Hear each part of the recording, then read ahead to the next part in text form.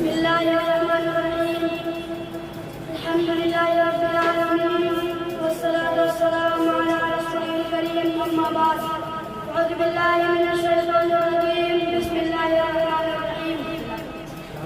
फमन ज़ुहज़िहा अनिन नार वल जन्नतु फ़क़द फ़ाज़ वमल हयातुद दुन्या इल्ला मताउल गुरूर। मुहतरम बुजुर्गों और दोस्तों, अस्सलामु अलैकुम व रहमतुल्लाहि व बरकातुहू। मैंने आपके सामने अभी कुरान की तफसीर किया, जिसका मतलब है जो दो से बचा लिया गया है, जन्नत में दाखिल कर दिया गया है, कामयाब हो गया। और ये दुनिया की जिंदगी में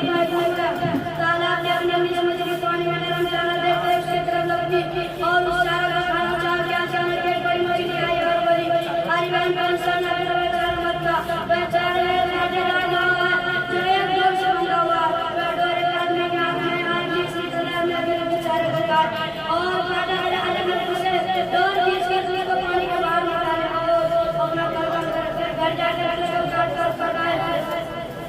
और बाकी लोगों के बच्चों है प्यारे नादान बहन मेरी बात मान ले, ये मुसीबत मान ले। छोटी बच्ची ने डर गई और इधर ताला लोगों को चक्कर लगाया और सोचा ना मुझको काटा दिखाई दे रहा है, ना डर ना कोई आदमी ना कोई किसान, ना कढ़ाई नहीं तेल ना कढ़ाई नहीं आग ना और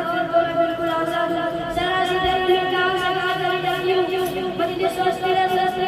बिना किसी ना लगे उसका बेचारा खा लिया। फिर वही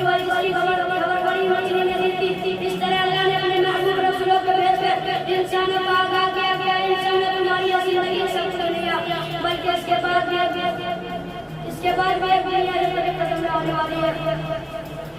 तुम यहाँ पर अगर अल्लाह और रसूलों की बात मानकर उनके मुताबिक अमल करोगे तो हमेशा के लिए आनंद दी जाएगी, यानी जन्नत दी जाएगी। और छोटी मछली की तरह लापरवाही ना से काम लिया तो तुमको काम लिया और रसूलों की बात ना मानकर अपनी समझ से काम लिया और